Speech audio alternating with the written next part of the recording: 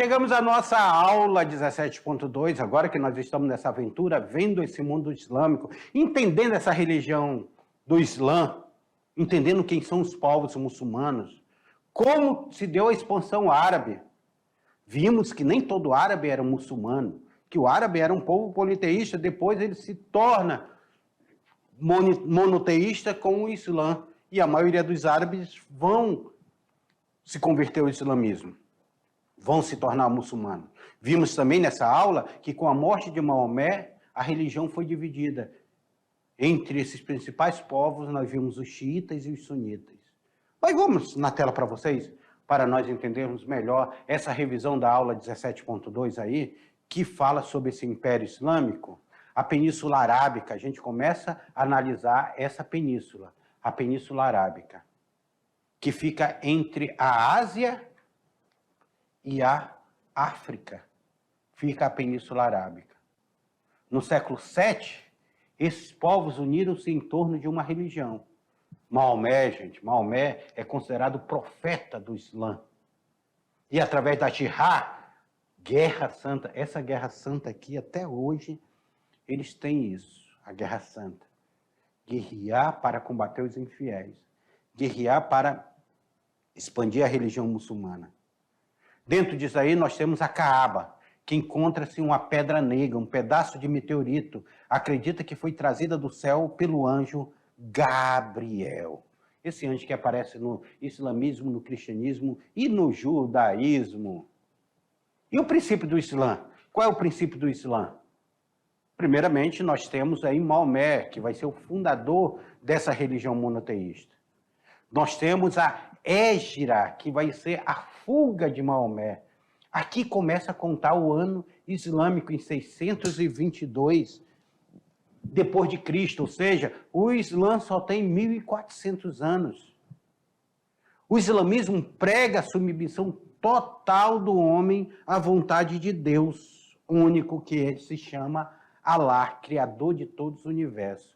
Lembrando que Alá é o mesmo Javé, é o mesmo Jeová, é o mesmo Deus, é o mesmo Senhor, ou seja, lá o nome que nós vamos usá-lo. E essa expansão do Islã? O Islã, ele começa a se expandir, ele sai da Península Arábica e ele começa a se expandir. A primeira expansão vai ser dada até a morte de Maomé. Maomé, ele consegue, olha, ampliar bem aqui o Islã, até antes da sua morte ele consegue pregar e ele consegue colocar a religião islâmica em boa parte da Península Arábica. Só que depois seus seguidores, o califado ortodoxo, ele vai ampliar mais ainda isso daqui, ó, pegando toda a Península Arábica, chegando até a Pérsia, chegando até aqui essa região, seus sucessores, eles vão ampliar até o ano de 1258, quando eles conquistam até a Sicília, aqui na Itália. Esses califados, eles vão ter nessas três fases, a primeira fase, a segunda fase e a terceira fase aqui de expansão. São as três fases que nós vamos observar essa expansão muçulmana. A disputa pelo poder em xiitas e sunitas. Os sunitas defendem que o chefe de Estado muçulmano, o califa, ele deve ter sólida virtude. Ele precisa ser descendente direto de Maomé? Não. Mas ele tem que ter sólida virtude, honra, respeito pelas leis, capacidade de trabalho. Além do Alcorão, os sunitas, eles acreditam também nas sunas, que foi livros escritos pelos seguidores de Maomé. Os seguidores escreveram os livros, não foi só os ditos de Maomé. Os xiitas não, os xiitas, ele diz que a chefia do Estado muçulmano ele tem que ser dada por um descendente legítimo de Maomé e sua descendência. É uma teocracia hereditária aí, seria. Com ele, aparentado, afirma que o chefe da comunidade islâmica, o imã, é diretamente inspirado por Alá. Todos os fiéis devem obediência incondicional a esse chefe, aceitando somente o Alcorão como fonte do ensinamento. Bem, agora É com vocês, está aí a atividade de vocês. Passei o texto complementar, eu espero que vocês tenham lido o texto complementar, porque parte da atividade também sai do texto complementar. Vai lá, passa aí a atividade aí, que eu já volto aqui para a gente corrigir.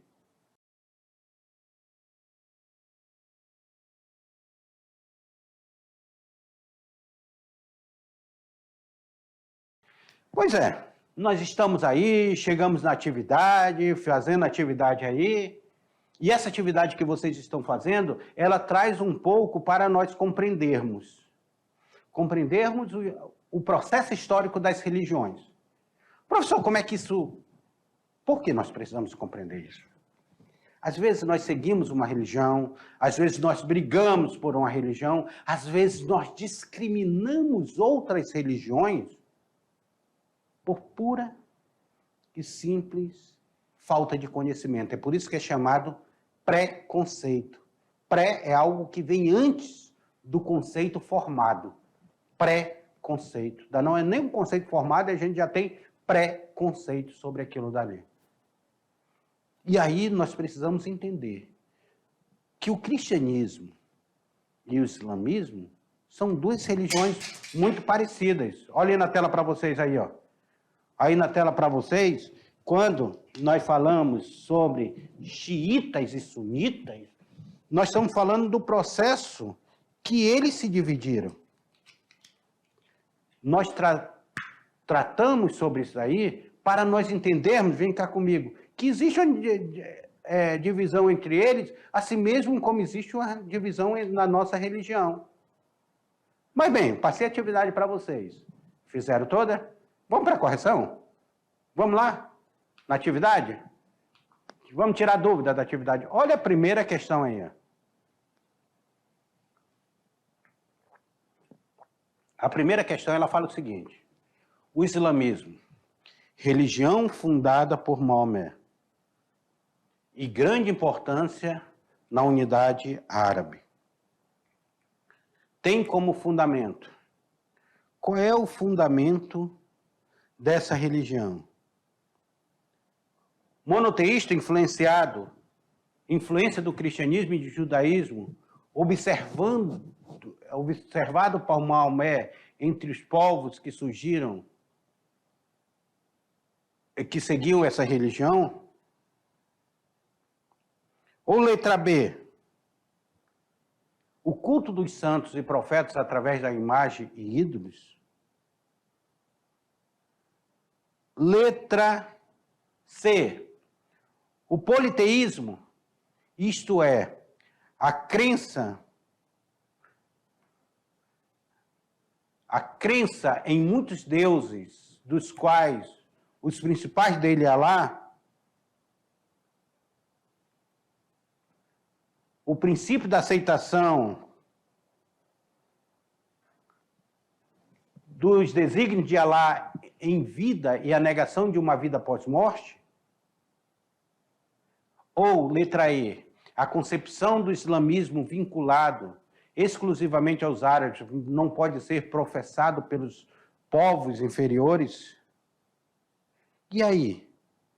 Letra A, B, C ou D? Qual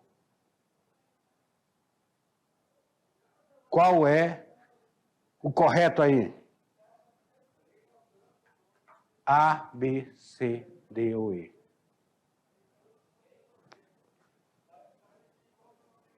Pessoal, vem cá. Maomé sai de um politeísmo, ele sai de um politeísmo e ele entra no monoteísmo. Essa saída de Maomé do politeísmo para o monoteísmo, ela tem uma influência diretamente de duas religiões, do judaísmo, do Antigo Testamento, e do cristianismo. Inclusive o Alcorão, ele vai trazer passagens de Maria sendo concebida, a virgem, tudo, nascendo Jesus Cristo. Só que Jesus Cristo, para eles, é mais um profeta como foi outros profetas. Mas eles seguem diretamente o que Maomé conta. A história de Maomé, os escritos de Maomé no Alcorão. O Alcorão, ele está escrito lá.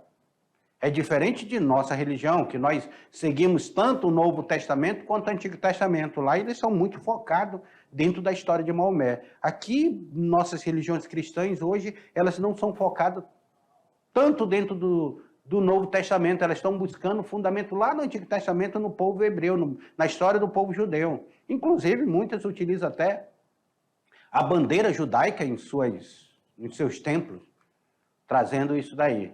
Lá não, eles seguem Maomé e tudo, e eles têm um preceito. Eu acredito em Moisés, em Jesus Cristo, mas como profetas. Mas eles têm influência do judaísmo e do cristianismo. Então, por isso que a resposta correta é a letra, na tela para vocês, é a letra A. O monoteísmo influência do cristianismo e do judaísmo, observado por Maomé entre povos que seguiam essas religiões. Criado por Maomé. Agora vamos para a Égira. Lembra que nós falamos sobre a Égira? O que vai ser a Égira? O que vai significar essa Égira? A Égira é um dos eventos mais importantes do islamismo, o que marca o início do calendário islâmico. Corresponde. O que corresponde a Égira? Nós falamos. Tá? Nós falamos aqui sobre Égira. O que corresponde a Égira aí, hein? A fuga de Maomé e seus seguidores da Meca? Ou letra A, a entrada triunfal de Maomé à Meca em 630? Ou letra B, o casamento de Maomé com a rica viúva dona de camelos? Letra C, a fuga de Maomé e seus seguidores de Meca para Medina? Hein? O que significa? A revelação de Maomé que lhe foi transferida pelo anjo Gabriel?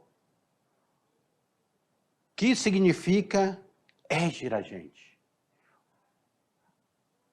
O grande incêndio da Caaba em Meca em 615. Lembra que nós falamos sobre a Égira? Qual era o significado dela? Hein? E o que significa? O que vai significar Égira, gente? O que significa Égira?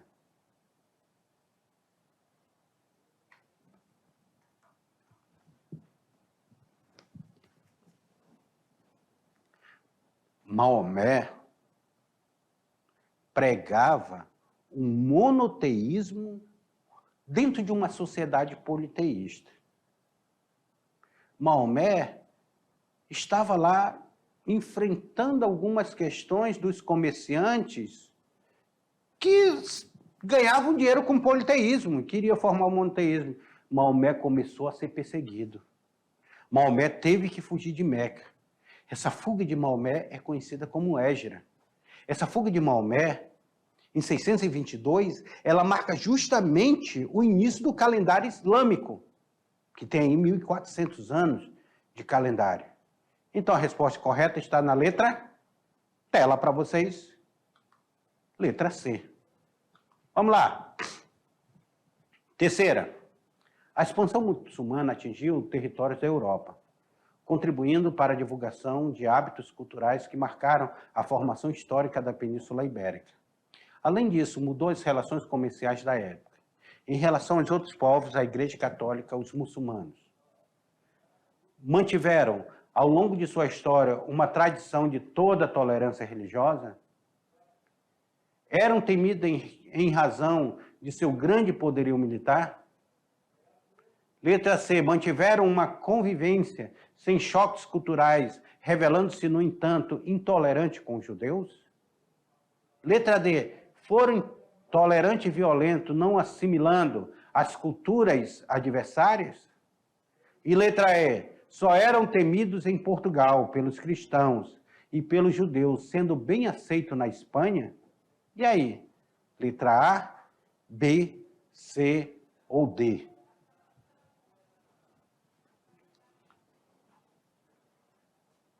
O exército muçulmano era um exército... Já viram nos filmes aquela espada muçulmana?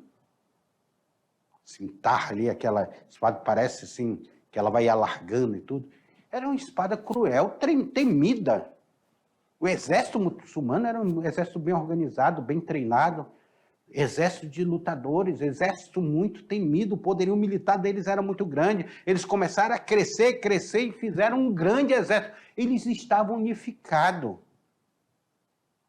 E eles vão enfrentar tudo que encontra pela sua frente. Vão enfrentar e vão vencer tudo que encontra pela sua frente. Porque eles eram temidos. Eles eram fortes. Eles vão conquistar, vão formar um grande império. É por isso que nessa daí, a letra correta é a letra B. Eram temidos em razão de seu grande poderio militar. E agora, queridos alunos, chegou a hora do Enem.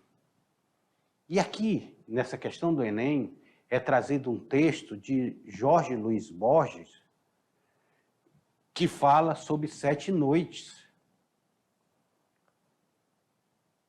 De acordo com o texto, vamos ver aqui. Vocês já ouviram falar nos contos da 1001 Noite? Vamos lá. A gente tem vontade de perder-se em As 1001 Noites. Pois sabe que, se entrar nesse livro, é capaz de esquecer nosso pobre destino humano. No título, qual é o nosso pobre destino humano, hein, gente? Qual é o destino que todo ser humano está fadado? No título As 1001 Noites, existe algo imponente, importante. A sugestão de que se trata de um livro infinito. Ele é virtualmente, olha a afirmativa, esse livro, virtualmente ele é infinito. Os árabes dizem que ninguém pode ler As 1001 Noites até o fim. Não por tédio, mas porque se sente que o livro é infinito. De acordo com o texto, é possível afirmar que... Vamos lá. O livro As 1001 Noites é um dos mais confusos livros de literatura já escrito, já que o leitor se perde ao lê-lo. Os árabes não se acostumaram com o livro As 1001 Noites. A riqueza do livro As 1001 Noites está no fato de ele ser infinito, no sentido de oferecer leitura ilimitada sobre os temas de que trata. Os árabes julgam que As 1001 Noites é uma obra de boa qualidade. O autor Jorge Luiz Borges abomina As 1001 Noites. Gente, 1001 Noites é um livro encantador feito pelos árabes. E acredita-se que a 1001 Noites seria um livro que ele traria uma infinidade de contos, de possibilidades, e que você seria impossível ler completamente, porque ele seria um livro infinito, que cada vez que você fosse ler 1001 Noites, traziam novas possibilidades, novos contos, novas concepções, novas interpretações. Por isso ele se tornava um livro infinito. Então a resposta correta daí é a letra, na tela para vocês, é justamente a letra C. A riqueza do livro As 1001 Noites está no fato de ele ser infinito, no sentido de oferecer leitura ilimitada sobre os temas que trata. E, queridos alunos, chegamos ao final de mais uma aventura. Vocês acompanharam essa aventura de história e nós vamos chegar aqui ao final dessa mais uma aventura aqui, aonde você está viajando conosco nessas 1001 Noites árabes, deste mundo árabe. Espero vocês na próxima aula, hein? Não perca!